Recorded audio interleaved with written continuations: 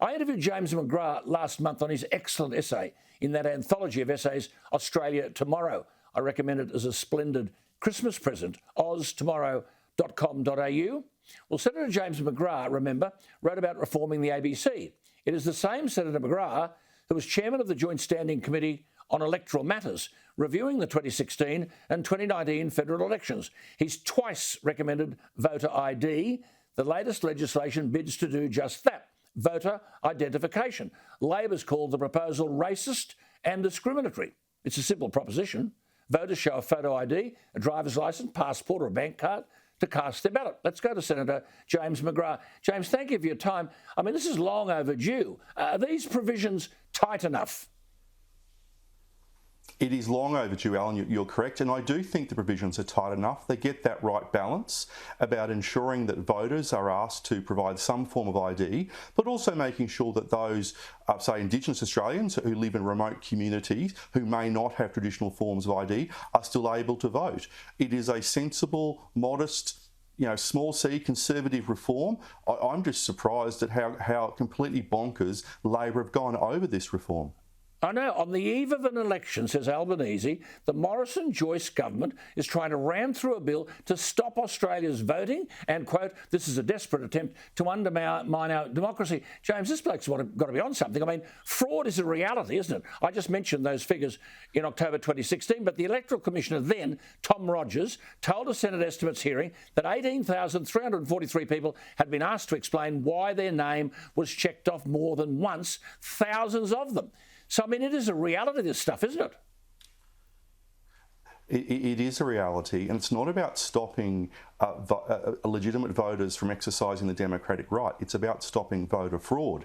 And I'll give you an example here in Queensland. The federal seat of Herbert, based around Townsville, the LNP lost that in 2016 by less than 40 votes. There were more than 200 cases of multiple voting in that seat.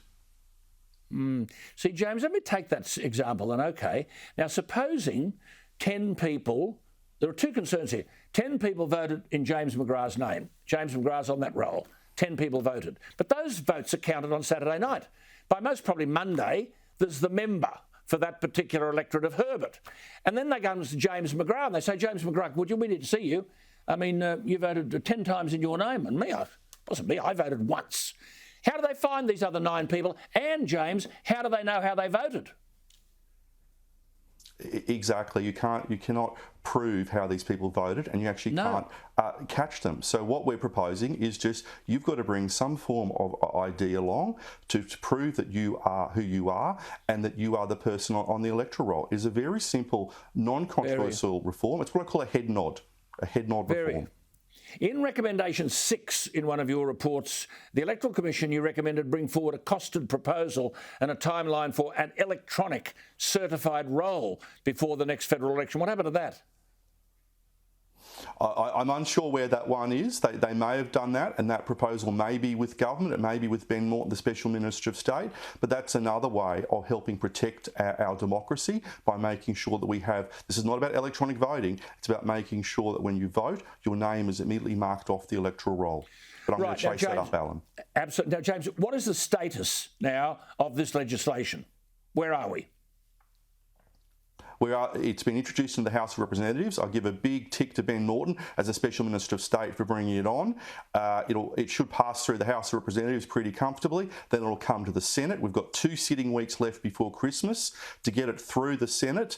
Obviously, Labor and the Greens are not going to support it because they seem to be running a protection racket for voter fraud in this country. So we'll need one of the crossbenchers. Pauline Hanson and Malcolm Roberts have said that they do support it, and I commend Pauline and Malcolm for that. Malcolm, I think, had his own private members' bill. So we need either Jackie Lambie or Rex Patrick or Sterling Griff to support this bill, and we can get it passed before Christmas.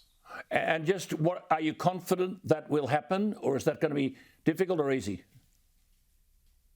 I would implore one of those 3 crossbenchers to support this bill. It is a pretty non-controversial bill.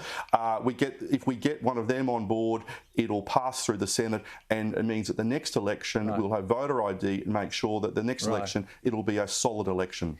And just one final thing, James. Why shouldn't a voter's name be on only one roll at one polling booth instead of on the 24 booths in, say, a big electorate like the electorate of Sydney. I mean, that was the case before Bob Hawke changed it. You'd get a thing, it'd tell you, you've got to vote here at this particular school, and they showed you how to get there, and your name wasn't on anywhere else. Why do we have that? Well, the UK... I don't know. The UK still has that system, and most people do vote at the same booth every single time. Yeah. So, it's something I'm happy to look into if I'm chair of the committee after the next election as another reform. Great initiative. Well done, James. You're doing terrific work.